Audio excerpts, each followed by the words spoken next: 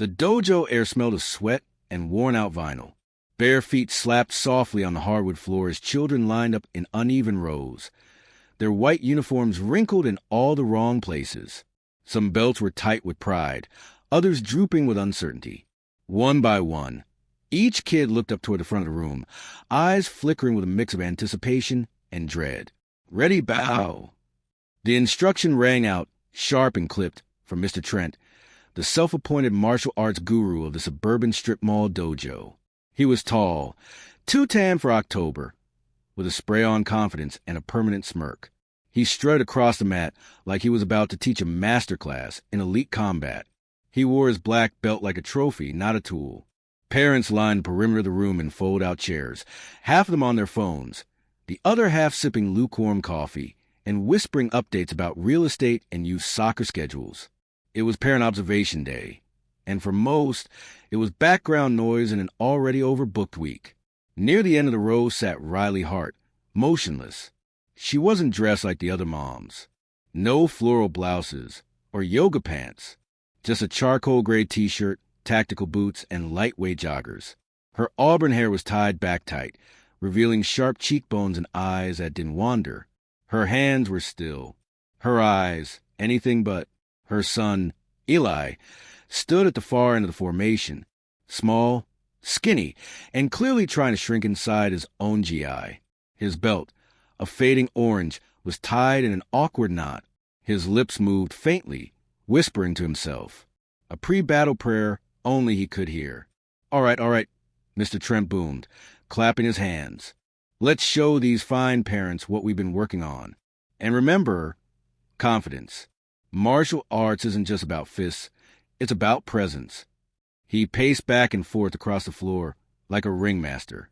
As he passed each student, he offered commentary loud enough for the parents to hear. "Nice form, Abby. Great focus, Diego. Try to keep that back straight, Jordan." Then he reached Eli.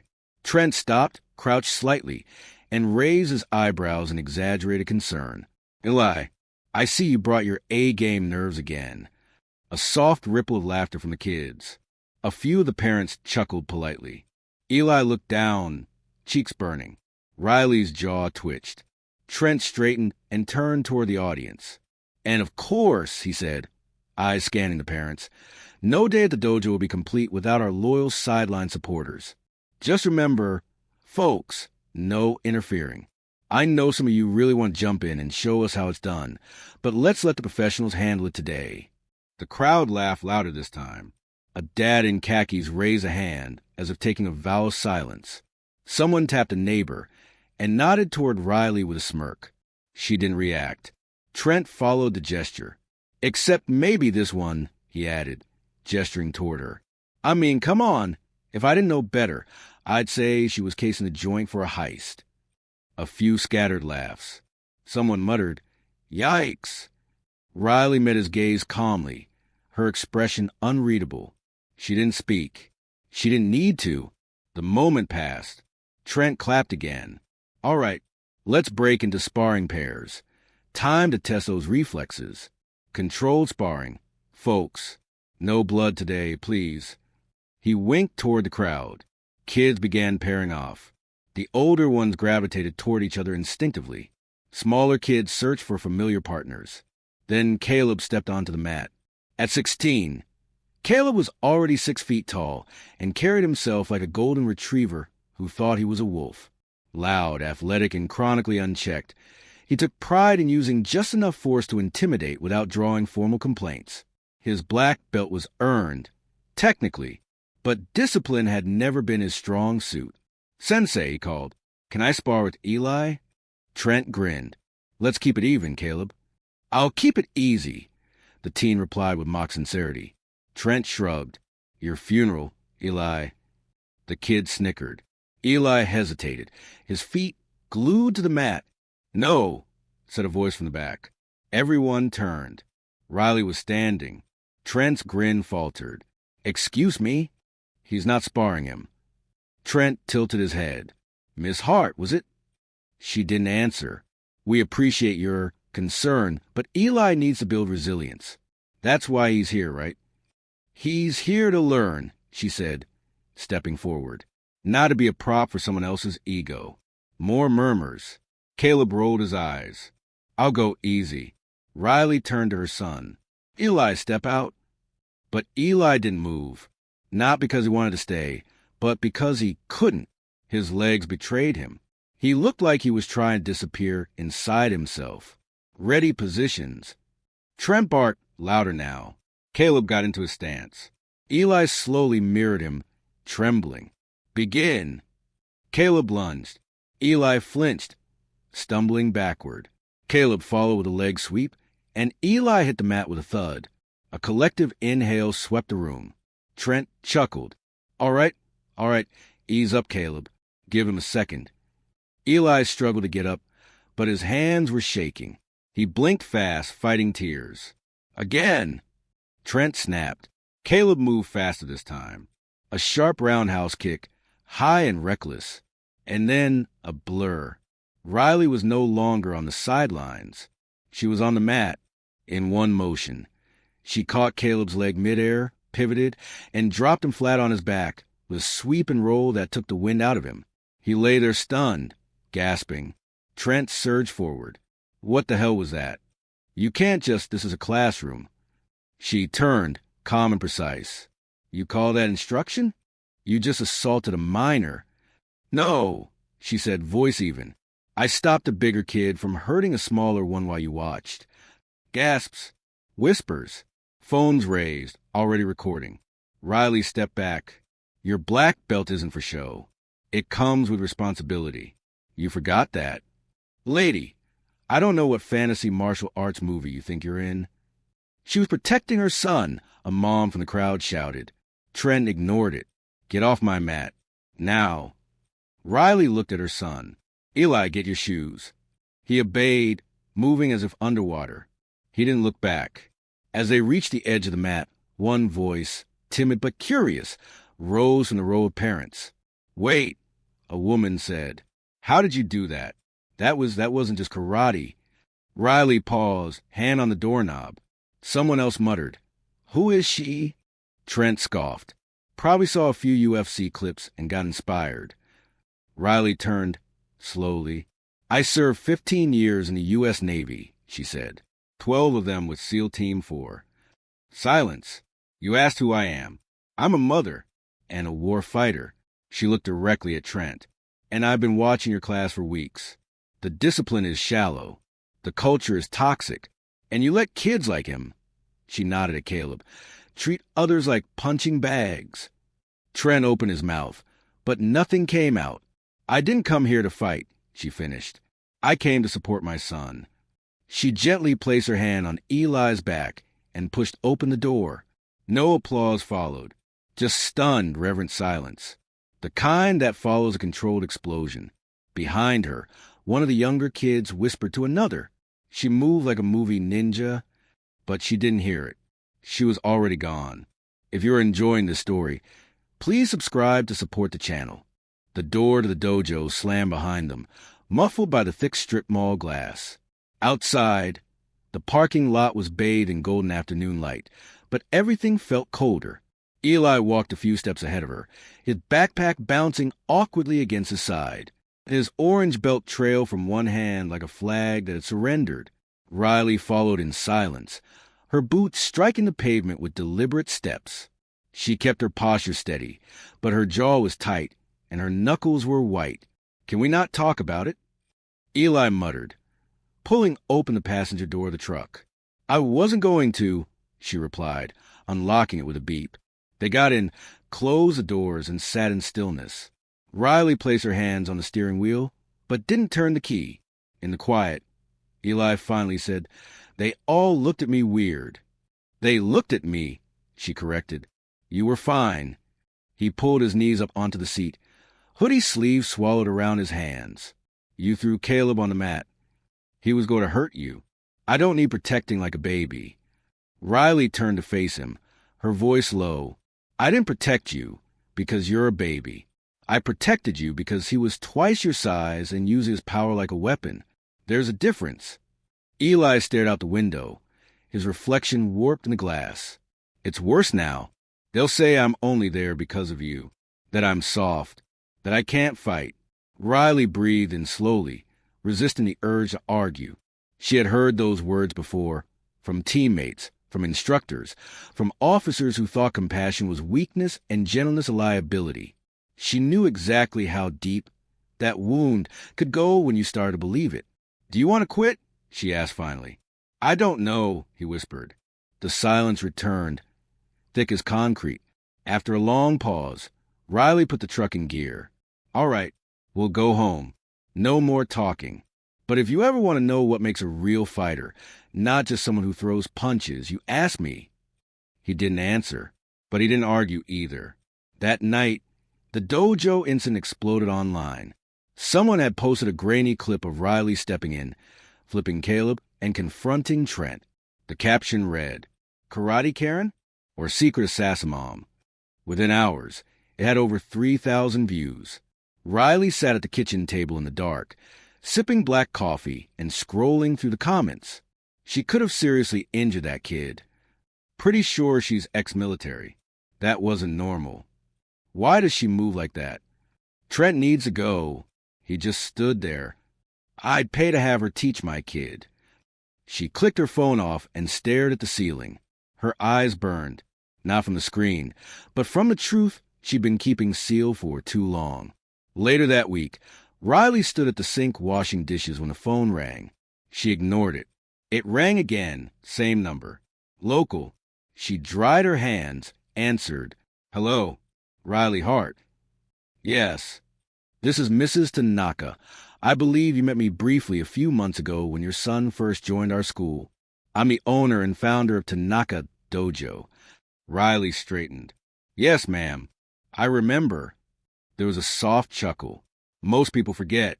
That's the blessing and curse of letting other people do the loud parts. Riley said nothing. "I saw the video," Mrs. Tanaka said gently. "More than once. I didn't mean for it to happen that way. No, you meant to protect your son. You also protected a boy who needed humbling. And you exposed a pattern I've ignored for too long."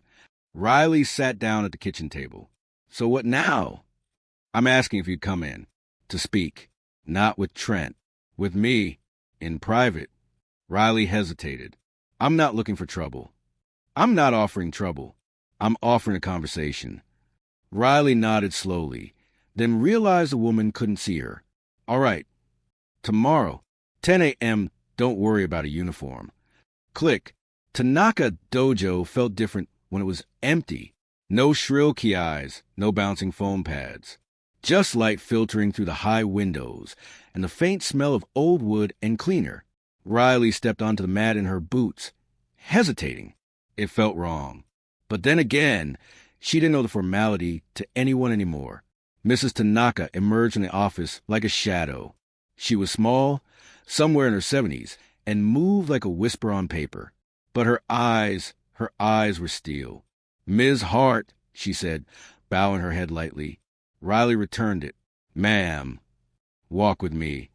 They paced the mat side by side. "I built this dojo 40 years ago," Mrs. Tanaka began, "with my late husband. He believed martial arts were about respect and inner peace. I let Mr. Trent take over more and more.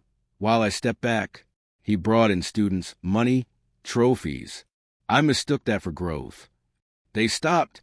I made a mistake," she said softly, "and I think you may be the person to help fix it." Riley blinked. "I'm not an instructor." "No," Mrs. Tanaka agreed. "You're a leader." Riley looked down. "I left that behind." "Did you?" the old woman asked gently. "Or did you just hide it to survive?" Riley was silent. Mrs. Tanaka stepped closer. "We're short 2 instructors after last week. I'd like you to guest teach. Temporary. Volunteer basis, if you prefer. Just to show the kids something different. You want me to take over?" "I want you to share what you know." Riley laughed, bitter and low. "What I know is how to breach a compound, disable a comms tower, and keep a unit alive behind enemy lines. That's not exactly family-friendly." Mrs. Tanaka smiled. "I saw how you moved, how you watched before acting, how you de-escalated without ego. You know balance.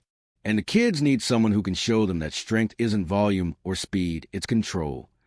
Riley stared across the mat, remembering her son's wide eyes as he lay on the floor, frozen, remembering her own breath as she stepped in, clear and precise, like flipping a switch she'd sworn never to touch again. Just try it, the older woman said. 1 week. You'll know if it's right. The next afternoon, Riley stood in front of a group of confused children and a few skeptical parents. Eli was one of them. They hadn't spoken much since the incident. He didn't protest her presence, but he didn't support it either. Riley wore a simple black GI, unbelted. She didn't care for the color rankings. Not anymore. Today, she said, we're going to learn something most people skip. A hand shot up. It was Caleb, back after a stern apology and a bruised ego. What rank are you? He asked. I don't keep a belt anymore. So no rank. Riley smiled faintly. You could say that. More hands raised. Are you really a SEAL? Yes. Did you kill anyone? She didn't blink. Next question. Silence. Then, are you going to make us do push-ups? Yes. And breathing. And falling. And failing. That silenced them. She gestured to the mat. Line up. They did. Awkwardly. For the next hour, she didn't teach them how to strike or spin. She taught them how to stand still, how to hold eye contact, how to feel the ground through their feet, how to breathe deep when someone shouted in their face. It was harder than any of them expected. Halfway through, one of the smaller girls, Lainey, broke into tears during a breathing drill. Riley crouched beside her. Why are you crying? I don't know. Yes, you do. It's okay. What is it? The girl sniffled. It's just, no one ever asked me to stay still before. They just wanted to get faster. Riley nodded. Stillness is strength, too. By the end of the session, not a single child was mocking her. They were sweating, panting, quiet. Even Caleb. At the end, as they bowed out, Eli hesitated. He looked at her, really looked at her, for the first time in days. Can we do this at home? He asked quietly. Riley's breath caught. Yeah, she said. Yeah, we can. Monday afternoon. The dojo hummed with nervous energy. The usual noise, shouts, stomps, exaggerated grunts, had faded under Riley Hart's presence. Kids sat cross-legged on the mat, not fidgeting, not talking, just watching. Half were confused. A few were clearly annoyed. The parents were worse. Clustered near the windows, they murmured and sipped their lattes, shifting their weight from foot to foot as if impatient to see something spectacular, or something that confirmed their doubts. This was Riley's second class. The novelty had worn off, and the scrutiny had begun. She stood barefoot at the front of the room. Her black GI remained unbelted, by choice. I know what you're thinking, she said plainly. This is boring. No one replied. But boring doesn't mean useless. She began pacing slowly across the front of the room. The greatest threat to any warrior isn't the enemy outside, it's the chaos inside. That chaos gets louder when you're under pressure, when you're afraid, when you're losing. A hand went up. It was Caleb. Again. So when are we going to learn something useful? He asked, tone sarcastic but careful. He was still sore from the last time he tested her. Riley didn't flinch. You mean like punching? He shrugged. Yeah, that's what karate is. Right. No, she said calmly. Karate isn't about violence. It's about choice. And you can't choose your actions if you can't control your mind. She crouched on the mat. Today we learn control. Half the kids groaned. Get up, she ordered. Line up. They did, albeit sluggishly. Riley led them through breathing drills. Simple at first. Inhale for 4 seconds. Hold. Exhale for 6. Then balance drills, standing on one leg, eyes closed. Half of them toppled in under 10 seconds. Again, she said, not scolding. Start over. Again and again. Their bodies began to fatigue, not from strikes, but from stillness. It was a different kind of struggle, and it wasn't one they were used to. Lainey, the small girl who had cried last class, was now one of the steadiest. She wasn't the fastest or the loudest, but she listened. She breathed. She focused. Meanwhile, the more advanced students, especially those under trench training, struggled. Caleb stumbled for the fourth time and let out a dramatic sigh. This is a waste of time. You're free to leave, Riley said, not looking at him. He blinked. What? You're not a prisoner. If you think this is beneath you, go. The room tensed. No one's going to beg you to stay, she added. Caleb hesitated, then didn't move. His ego was wounded, but he stayed. Good, she thought. Ego is the enemy. At the end of class, she had them sit in a circle. We're going to talk, she said. Kids exchanged glances. One boy whispered, What is this, therapy? Yes, Riley said plainly. For your head, your heart, and your fists. She took a breath. When I was a SEAL, we trained 6 hours a day. Weapons, tactics, survival, water ops. But the hardest training wasn't physical. It was silence, stillness, sitting with your thoughts, hearing your own fear. She looked around the room. I know some of you are afraid. Afraid of not being good enough, of getting hit, of being laughed at. That's not weakness. That's being human. No one spoke, but some of the kids looked at her with a new kind of attention. One that said, You're not just a coach. You've been there. The next class drew more students and more parents. Riley ran them through endurance drills, crawling, bear walks, holding a squat for 3 straight minutes. She taught them to fall correctly, to roll from the ground, to protect their head with their arms. Not the flashiest stuff, but foundational. Midway through, a mom in a tailored blazer knocked on the dojo glass door. Riley paused, nodded, and walked over. Hi, the woman said, smiling tightly. I'm Vanessa. My son, Marcus, just joined last month. I just wanted to ask, when are you going to start teaching them actual karate? Kicks, kata, all that? Riley answered calmly. When they're ready. Right? It's just, my husband and I didn't sign up for boot camp. Marcus wanted to learn self-defense. He's been practicing front kicks all week.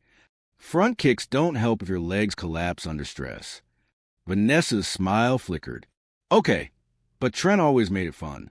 The kids loved him. Riley gave the tiniest nod. Some kids love junk food too. Doesn't mean it's good for them.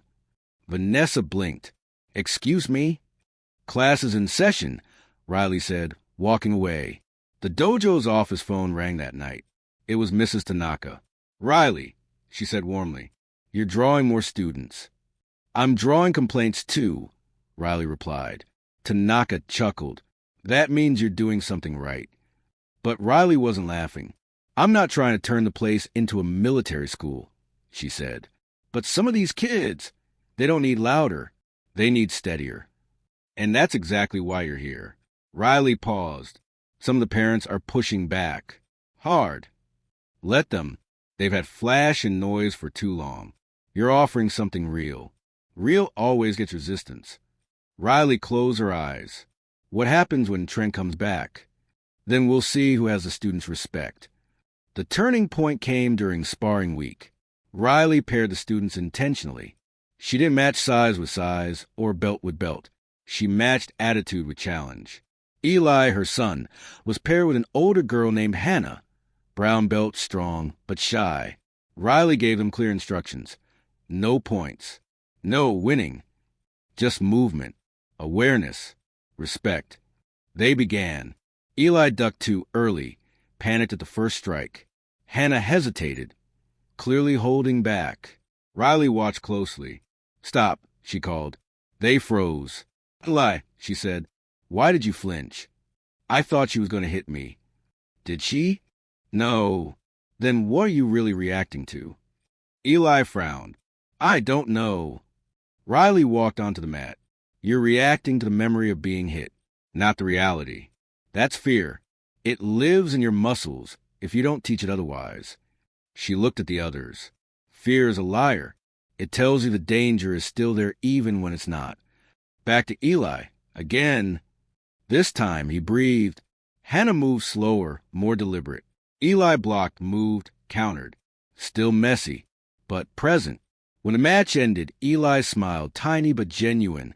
It was his first time walking off the mat with his chin up. Word spread quickly.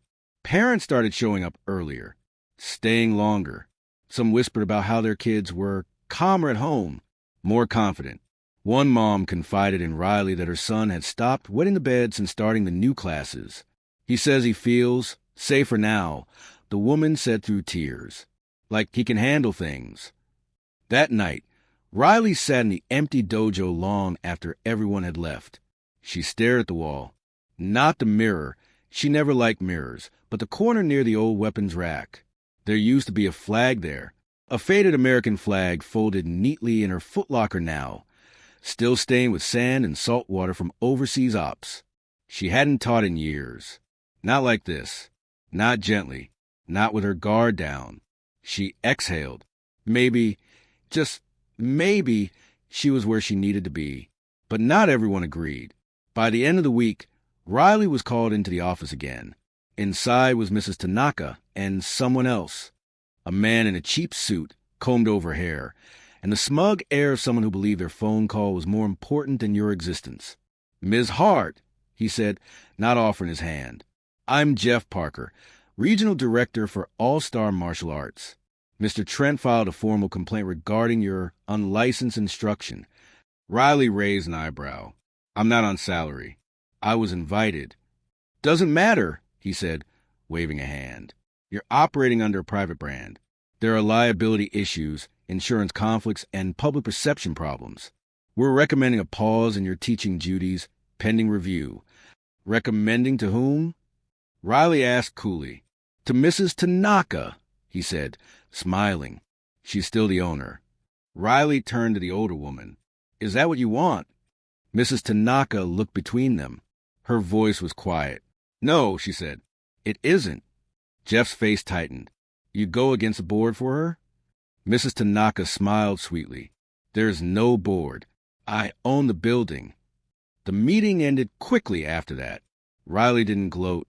She returned to the mat and resumed teaching like nothing had happened. But something had happened. The dojo wasn't just shifting. It was becoming something else. And not everyone would like where it was headed. The envelope was white. No stamp, no return address. Just Riley's name in block letters, and a single line scrawled across the flap. "Let's see what you've really got." Inside was a printed flyer, professionally done, with bold lettering and slick graphics. Community Martial Arts Exhibition, hosted by All-Star Martial Arts. Saturday, 2 p.m., public welcome. Special guest match. Trent Foster, 5th Dan, versus Riley Hart, unranked instructor. Come witness a live demonstration between tradition and technique. Beneath it was a poorly disguised jab. "Only one can teach the future." Riley read it twice before setting it down on the dojo desk. Mrs. Tanaka stood silently nearby, arms crossed. He dropped it off himself. Riley didn't look up. "He wants a spectacle." "He wants to rattle you," Tanaka replied. "And he knows your pride won't let you ignore it." Riley turned away, jaw tight. "I don't have anything to prove." Maybe not to him, but others are watching now. Your students, the parents, the ones who still think this is a game. Riley leaned against the desk, arms crossed. "What do you want me to do?" Tanaka's voice softened. "What you do best. Show, don't shout." By the next morning, the flyer had circulated through town. It was posted in the community center, the local diner, the rec league bulletin board, and even slipped into the windshield wipers of parked cars near the dojo. The effect was immediate. Parents pulled Riley aside after class. Some were supportive. Others, not so much. "Are you really going to fight him?" asked one father, eyes narrowed. "This isn't the military." "Won't it set a bad example?" asked another.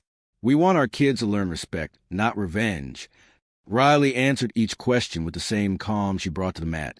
"It's not about fighting. It's about standing firm." But internally, she wasn't as steady. Trent wasn't just challenging her skills.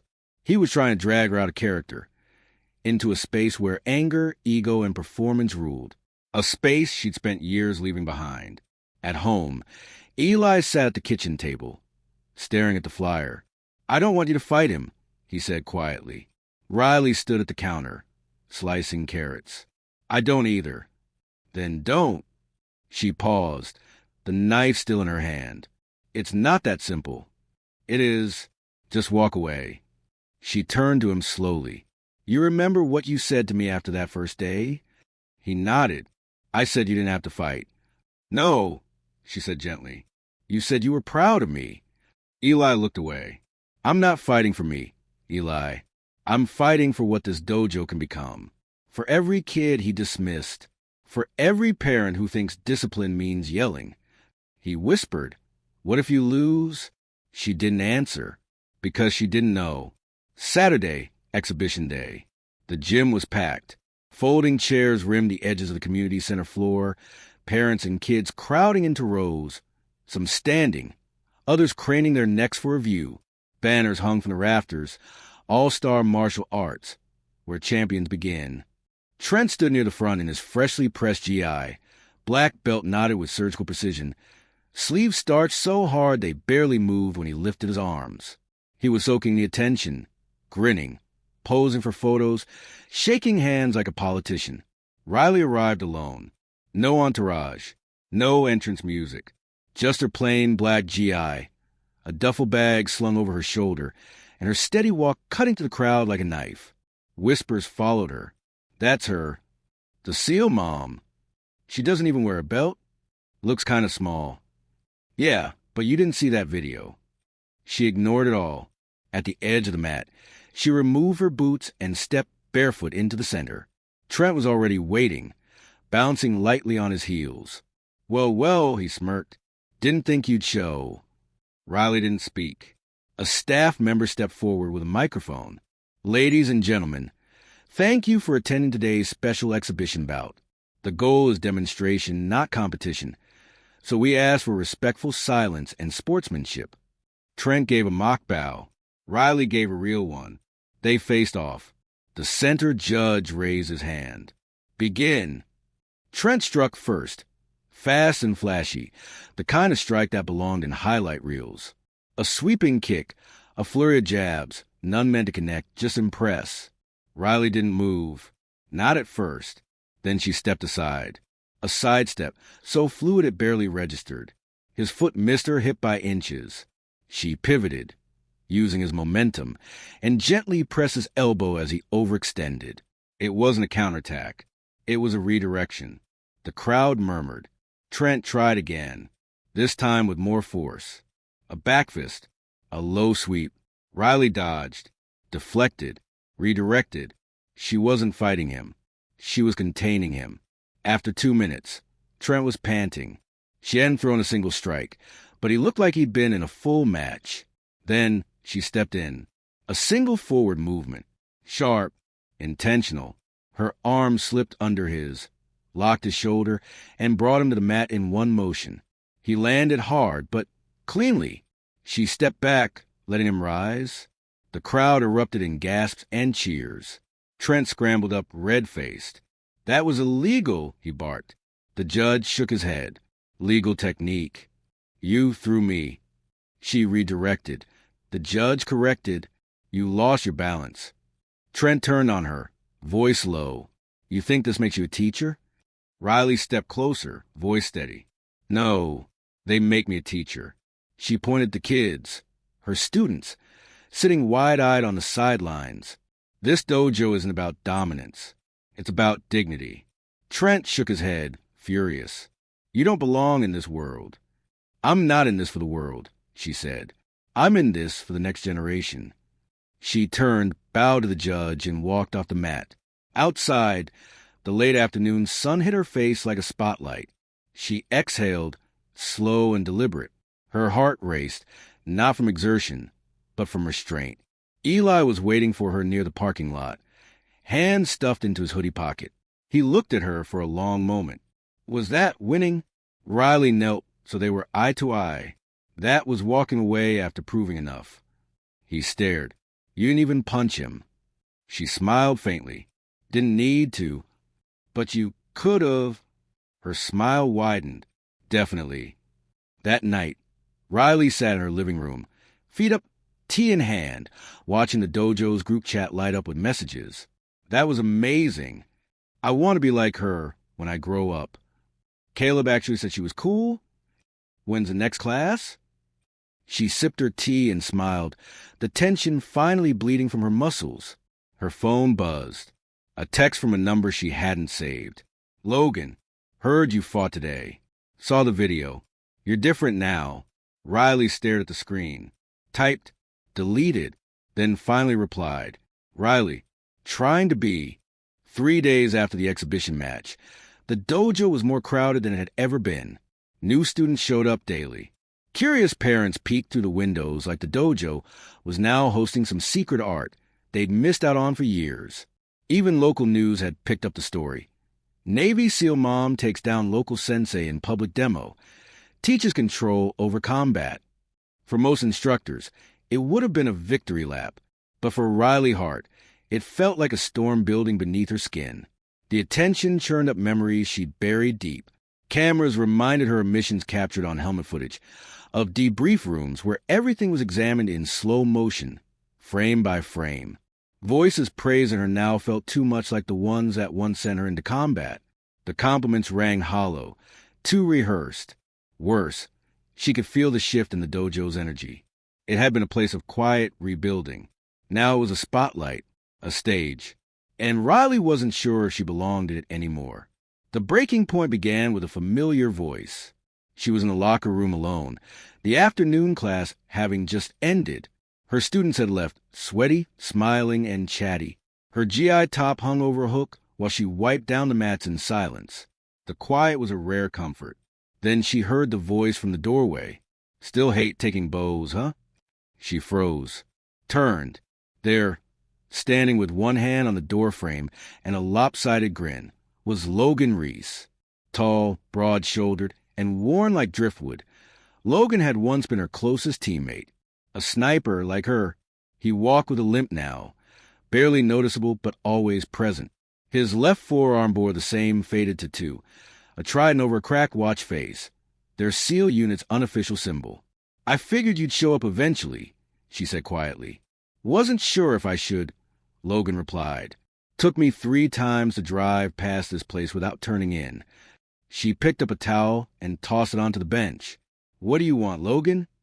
He walked in slowly, hands in his jacket pockets, to see if it's true. If what's true, that Riley Hart traded in her rifle for a whistle and a clipboard. She gave a humorless smile. Still doing the tough guy banter, huh? He sat down on the bench across from her. You made headlines. Thought you hated attention. I still do. Then why are you playing teacher to a bunch of kids in the suburbs? Because they need something real, something steady. Logan tilted his head. And you think you're steady? She paused. It was a simple question, but it cut deeper than any insult Trent had thrown her way. No, she admitted, but I'm trying. He nodded slowly. That's more honest than I expected. Riley leaned against the locker. Why are you really here, Logan? He didn't answer right away. Instead, he pulled out a small metal dog tag from his pocket and held it up.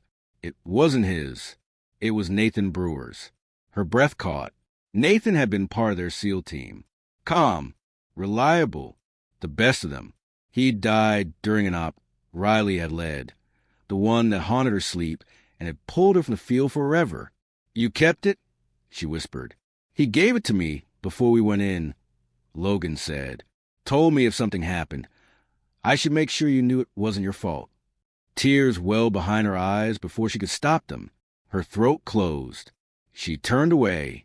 I froze, she said quietly. That night, I heard the shot and I froze. I didn't move fast enough. You hesitated.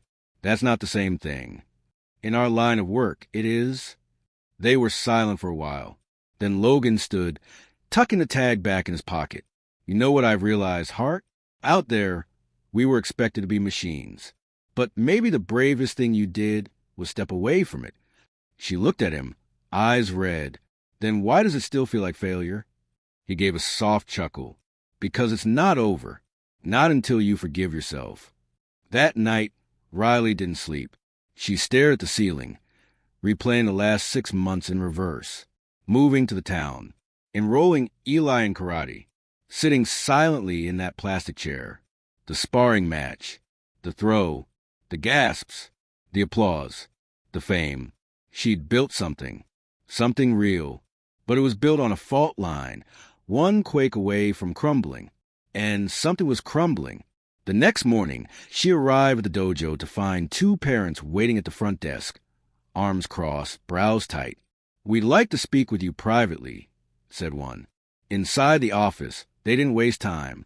"We're uncomfortable with your background," said the woman, a PDA mom with pearls and posture sharp enough to cut glass. "Military experience is one thing, but teaching combat tactics to children is inappropriate," the man added. This was supposed to be a family-friendly space. Riley kept her hands folded on the desk. "I'm teaching discipline, control, confidence. You're teaching them how to hurt people. I'm teaching them how not to." The woman leaned forward. "My son came home and said he practiced chokeholds. What are you running here?" "A program designed to build resilience," Riley answered. They exchanged looks. "You need to dial it back," the man said, "or we'll take our kids and others elsewhere." Riley didn't argue. She just nodded, eyes blank. After they left, she sat in silence for a long time. She didn't cry. She didn't scream. She just sat, still, and for the first time in weeks, she wondered if maybe they were right. That evening, class was smaller than usual. Whispers had started, rumors, parents pulling back. But the ones who stayed, Lainey, Caleb, Hannah, and Eli, were sharper, focused, loyal. Riley watched them spar gently, rotating partners, correcting their stances, not for show, for understanding.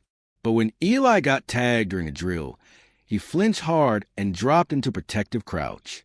It triggered something, a buried reflex. Riley stepped in without thinking, body low, stance shifted. Everyone froze. Eli looked up at her, breathing hard.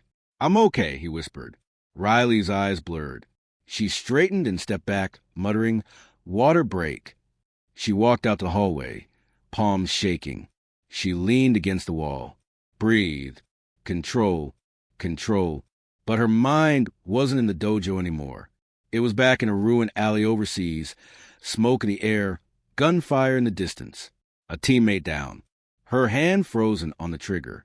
A second too late. "I'm okay." Those words, out of Eli's mouth, brought her right back to now, and she realized what scared her most. She didn't trust herself not to freeze again. Later, as she closed the dojo, Mrs. Tanaka appeared at the door. "You're leaving," the older woman said quietly. Riley looked down at her bag.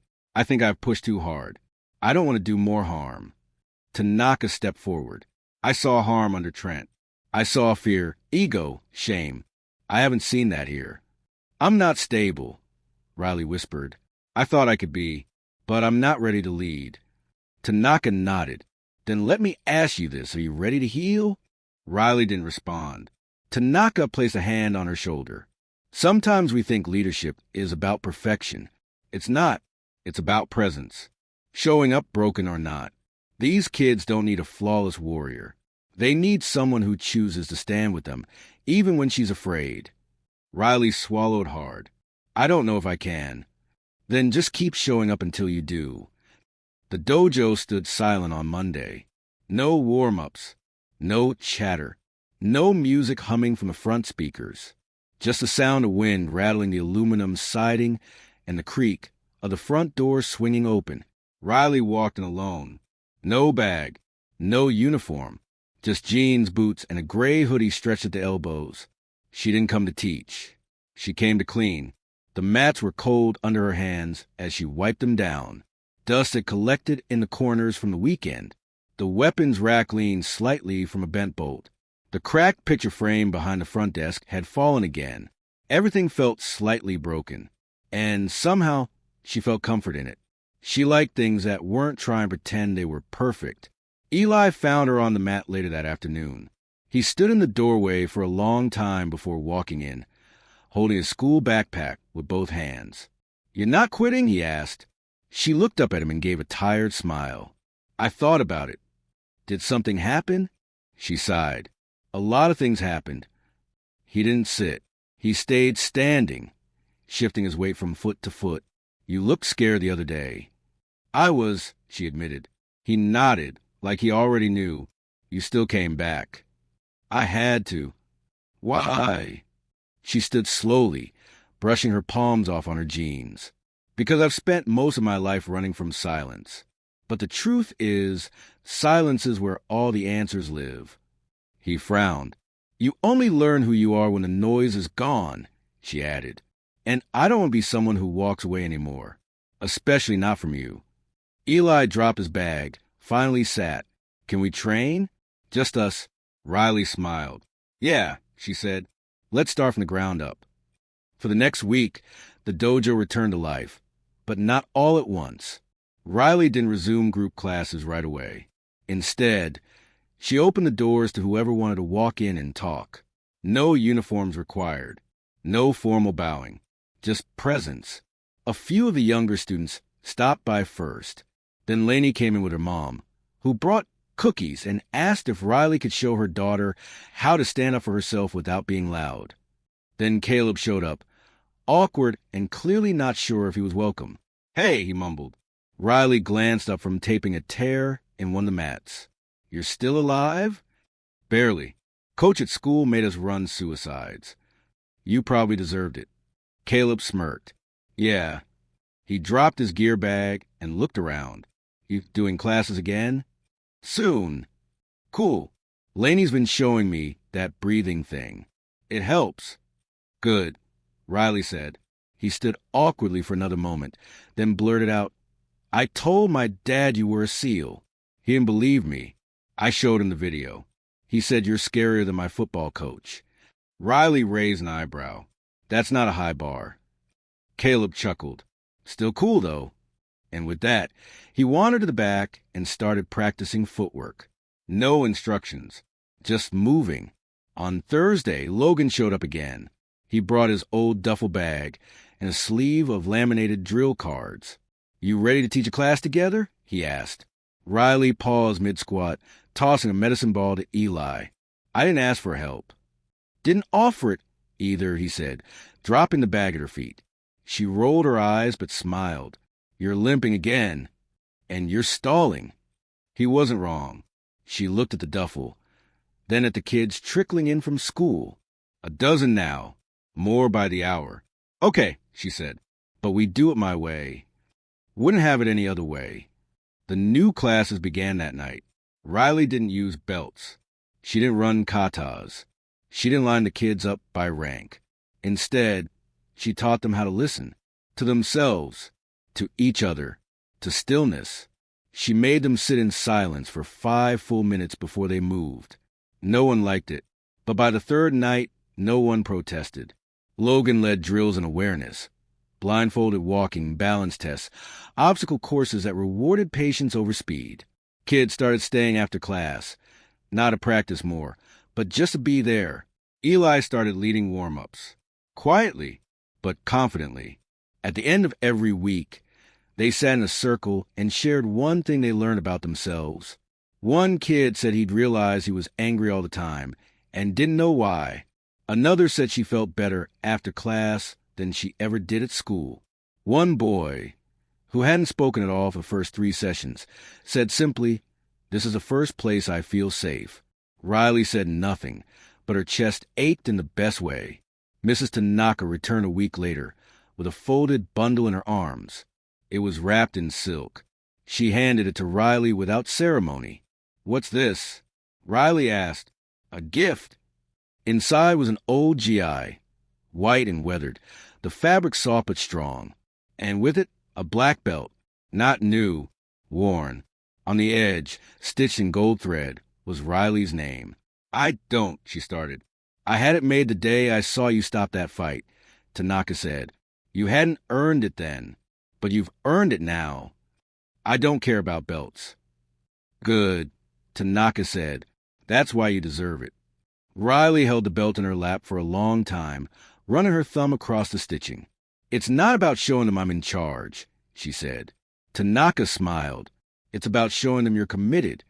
Riley stood and bowed, not out of duty, but out of thanks. The following Saturday, they hosted their first open dojo day. No competition, no matches, no trophies, just movement. Parents came in and trained with their kids. Some wore jeans, some brought babies. One elderly woman in orthopedic shoes asked if she could try breathing exercises. Riley said yes. Logan showed a group of teenagers how to do silent communication drills. SEAL tactics adapted from martial awareness. They loved it. Caleb taught a group of beginners how to fall safely. Eli ran a balance game in the corner with hula hoops and foam pads. And in the center of it all, Riley moved from group to group, not commanding, not supervising, just being. The dojo no longer felt like a stage. It felt like a home. As the day wound down, a teenage boy in a blue hoodie hovered near the exit. Riley caught his eye. "You need something?" He hesitated, then walked over. "You were in the Navy, right?" he asked. "Yes." "You ever get scared? Like really scared?" She nodded, "More times than I can count." He looked down. "Did it ever make you freeze?" Her eyes softened. "Yes," she said, "once. And it cost someone everything." The boy blinked. "What did you do after?" "I broke," she said. "Then I rebuilt." "How?" "I stopped trying to be who I was and started trying to be who I needed." He nodded slowly, then looked away. "Thanks." He left. She never got his name, but she didn't need it. Later that night, Logan sat with her on the dojo floor. "Remember what Brewer used to say?" he asked. Riley chuckled. "All war ends in silence." Logan nodded. "And now I think maybe silence is where peace starts." They sat in comfortable quiet for a while. Then Logan stood. "You ready for what's next?" Riley raised an eyebrow. "What do you mean?" He pulled a flyer from his jacket. Not a flashy one. Just a simple white sheet typed in bold black letters. Pacific Regional Dojo Tournament. Community focused. No ranks required. Open for independent schools. Riley looked up at him. "You sign us up?" "No," he said. "Your students did." She took the flyer and stared at it. Not out of fear. Out of awe. The stadium wasn't huge, but it felt enormous. Bright overhead lights hummed above the glossy wooden floor. The walls were lined with banners from across the state. Dojos big and small, each boasting their name in calligraphy and corporate logos. Referees in white polos and black pants huddled in the corner, checking brackets and clipboards. Bleachers were packed with cheering families. Camera phones already pointed toward the center ring. And in the far left corner of the warm-up floor stood Riley's students, nervous, quiet, and completely unbranded. No banner. No matching uniforms. No rankings. Just a handful of kids from a little dojo that almost didn't survive. Riley stood with them, not as a leader giving orders, but as a steady anchor in a sea of noise. She wasn't here to win. She was here to see what they'd become. Each student was allowed to compete in one event. No multiple categories. No showboating. Just a clean match, judged on technique, control, and mental discipline. Lainey went first. She was matched against a brown belt from an elite dojo out of Santa Monica. The other girl had crisp stances and a tiger-like snap to every movement. She'd clearly trained for competition. Eyes sharp, shoulders tight. Lainey's breathing was shaky as she stepped onto the mat. Riley met her gaze. "You remember what we practiced?" Lainey nodded. "Then don't fight her. Dance with her." The match began. For the first 20 seconds, Lainey looked like she was just dodging, circling, letting the other girl control the tempo. But then something shifted. Lainey breathed, lowered her stance, and began using the girl's momentum, not resisting, just moving with her. A deflected strike here, a soft counter there. No aggression, just precision. When the bell rang, the other girl was panting and red-faced. Lainey was calm. The judge raised her hand. A win. The first. Riley clapped once, quietly. No cheers. No fist-pumping. Just approval. Lainey smiled all the way off the mat. Next was Caleb. His match was against someone he once idolized, a state-level champ from All-Star Martial Arts. The same school Trent had crawled back to after his public embarrassment. And yes, Trent was there too, wearing his instructor's badge and sunglasses indoors like some discount sensei. Caleb spotted him across the arena. His shoulders tensed. He glanced back at Riley. "Don't give him your energy," she said.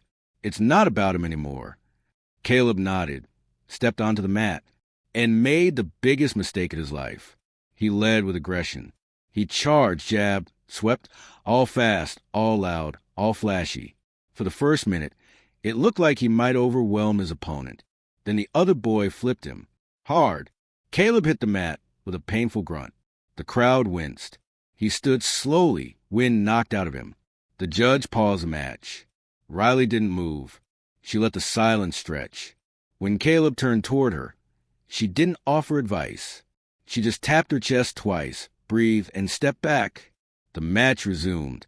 Caleb changed. His stance lowered. His strikes became deliberate. He stopped chasing the win. He fought for balance. And though he lost on points, the applause that followed was louder than it had been for any other match. The referee shook Caleb's hand twice. Even the opposing coach gave him a nod. When Caleb walked back, Riley clapped once again. "Better than a win," she said. Caleb grinned through the bruise forming on his cheek. "That hurt like hell." "Good. You'll remember it." Eli was last. He stood on the sideline, tying his belt 3 times too tightly. His fingers were white. "You don't have to do this," Riley said, kneeling next to him. He didn't look at her. "I know." "Then why are you?" He paused, then looked up. "Because I want to know if I can." She smiled, but her stomach twisted. His opponent was bigger, older, a green belt from a dojo in the valley with custom GI jackets and warm-up crews that looked like Olympic prep squads. But Eli walked onto the mat without looking back. The match started. The older boy came in fast, testing, prodding, circling like a wolf. Eli backed up, blocked once, took a light hit to the ribs. He winced. Riley's hands clenched behind her. Logan stepped beside her. "You okay?" She didn't answer. Another strike. Eli stumbled. The crowd began to murmur. Riley was seconds away from stepping in. But then Eli did something unexpected. He laughed. Not mockingly. Not cocky. Just free. The boy across from him blinked in confusion. Eli relaxed his shoulders, lowered his guard just enough, and then moved. Not fast, not hard, but sharp. He pivoted, redirected a strike, and countered with a soft touch to the shoulder. Just enough to score. The judges were stunned. And so was Riley. He was using her techniques, the one she taught him on empty Wednesday nights, just the 2 of them. By the end, Eli hadn't scored the most points, but he hadn't needed to. When the judge raised the other boy's hand, Eli smiled and turned the crowd. They clapped for him. Riley let out the breath she'd been holding the entire match. As the event wound down, a surprise announcement came over the loudspeaker. This year, in light of emerging dojos and shifting standards, the Pacific Association will be granting one school the Community Resilience Award for excellence in student development, humility, and impact. Every dojo stood still. Every instructor leaned in. The announcer continued. This year's recipient, Tanaka Tactical Arts. There was a pause, some scattered clapping. Then it built, louder. Riley didn't move. Not until Logan elbowed her. "Go." She stepped up to the mat. The announcer handed her a small plaque, unimpressive, wooden, no gold, but heavy, because it meant everything. "Anything you'd like to say?" he asked. Riley looked out at the crowd, at her students, at Eli. She stepped to the mic. "My students taught me that strength isn't about domination, it's about presence. They showed me that fear isn't something you erase. It's something you move through together. We don't fight to win. We train to choose." She paused. "We choose courage. We choose growth. We choose each other." And then she stepped down. That night, the dojo held a celebration. Nothing fancy. Paper plates. Store-bought cupcakes. Laughter echoing off walls that used to be filled with silence. Kids tossed pads at each other. Parents thanked Riley awkwardly, some admitting they'd once doubted her. Logan pulled her aside near the weapons rack. "So what now?" he asked. "Now we keep showing up," she said. "Same classes, same drills. Same heart," she said. "The rest changes. We grow." He nodded. "You think we're ready for what's next?" She looked out over the room. At Eli, at Laney, at Caleb, at the quiet kid who now led stretches for the younger ones. She smiled. "We already started." The dojo was quiet again. It had been 3 weeks since the tournament. 3 weeks of students returning with more confidence than before, parents arriving early just to talk, and local instructors requesting joint workshops. 3 weeks since the small wooden plaque, the Community Resilience Award, had found a home above the front desk, sitting in the place where the broken picture frame once hung. Riley stood in the middle of the mat, barefoot, wearing the same black GI she'd worn since her first class. It was looser now, not in fit, but in spirit. It no longer felt like armor. Her students weren't there yet. She had come early. She liked the silence now, not because it hid anything, but because it reflected back what she finally understood. She wasn't running anymore. The sun was just beginning to rise outside, casting long stripes of light through the dojo's front windows. Riley stood in Siza, kneeling with her hands on her thighs, head slightly bowed. In front of her sat 2 objects. One was her Navy SEAL trident, clean but weathered, the gold dulled slightly over time, the eagle's edges less sharp. The other was a folded piece of paper, a letter, written on military stationery, the ink long dried. It had been in her footlocker for years, untouched. It was from Nathan Brewer, the last words he'd written before their final mission. Riley unfolded the letter and read it again, slowly. "If you're reading this, then things went sideways. Don't blame yourself. You always carried more weight than any of us. But you didn't sign up to be perfect. You signed up to come back alive and keep people together. That's the harder job. Lead with patience, heart, not with pain." She closed the letter and stared at the mat. Then gently, she placed both the trident and the letter into a small wooden frame, beside a child's crayon drawing. A stick figure woman holding hands with smaller stick figure kids. On top, in uneven lettering, it read, "Sensei Emon." She mounted on the dojo wall above the weapon rack, not as a boast, as a reminder of who she was, who she had become, and who she chose to be now. By mid-morning, students had begun trickling in. The smell of sweat and sanitizer returned. The floorboards creaked. Eli entered first, already leading the warm-ups without prompting. He gave her a nod from across the room. They didn't always talk about what had changed between them. They didn't have to. That unspoken connection, born of fire, mended by silence, was now their rhythm. Other students followed. Laney, who now moved with confidence that once eluded her. Caleb, joking with the younger kids while gently correcting their stances. Hannah, teaching a new girl how to tie her belt. The dojo pulsed like a living thing.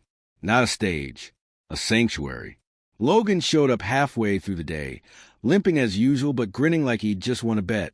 He handed her a manila folder. "What's this?" she asked, wiping her hands on a towel. "Grant proposal," he said. "Tanaka Foundation got word of your tournament speech. They're offering funding for expansion, after-school programs, community outreach, maybe even a second location." She blinked. "You serious?" As a loaded magazine. Riley laughed. "You're still terrible with metaphors. And you still hesitate when people offer you good things." She stared down at the folder. Then quietly, "I'm not sure I want to grow." "Why not?" "Because it might change," she said. "Lose what makes it real." Logan nodded. "Then build the growth around what's real."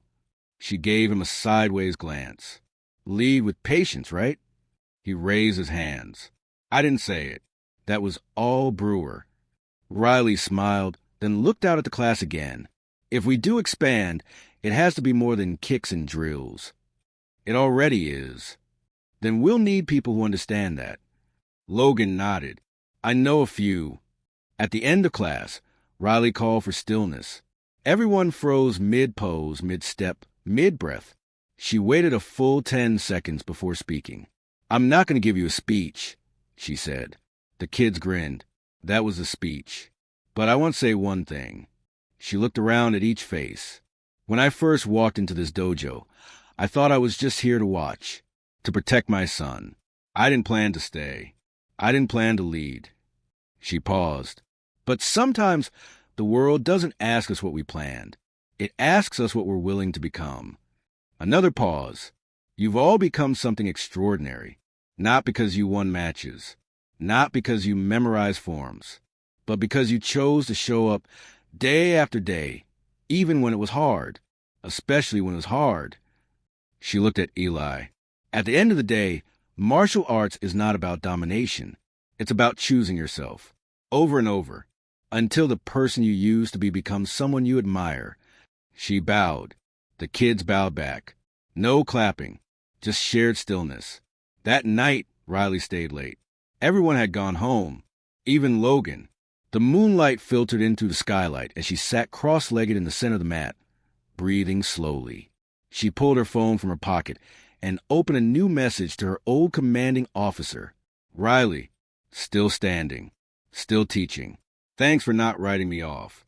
I needed time. Turns out I just needed to listen."